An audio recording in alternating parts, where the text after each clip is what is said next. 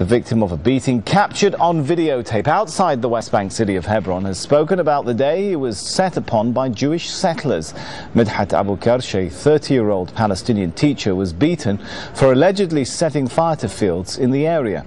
Noor Auda reports on how he and human rights groups are now fighting back.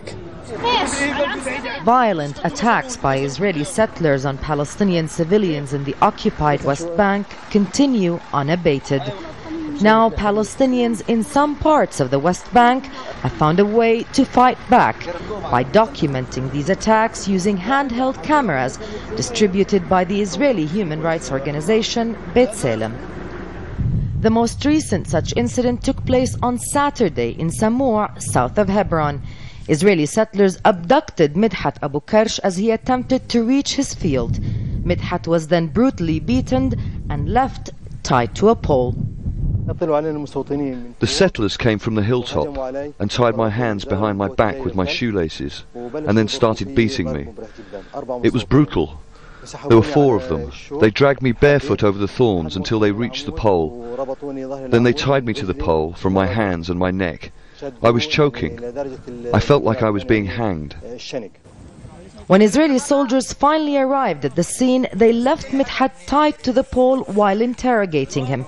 Israeli settlers gathered around the soldiers and one of them kicked Midhat in plain sight of the soldiers. But while the settlers were free to go, Midhat was arrested by the Israeli police. He was only released and his suspected attackers questioned after the Israeli police came under pressure following the release of this footage on Israeli and international televisions. According to B'Tselem, these attacks are not unusual. They also blame Israeli authorities for not holding the settlers accountable in most cases.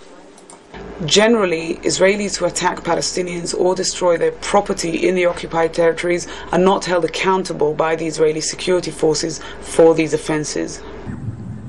The lack of accountability also extends to the Israeli Knesset. Following the release of this attack by a group of mass settlers in Susia, south of Hebron, in late June, the Knesset Secretariat still refused a request by a Palestinian Israeli Knesset member to discuss settler violence.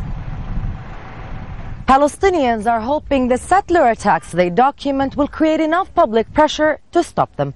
But given the long-standing lax attitude of Israeli law enforcement towards settler violence, human rights organizations like B'Tselem say most Palestinians don't even bother reporting the settler attacks they come under.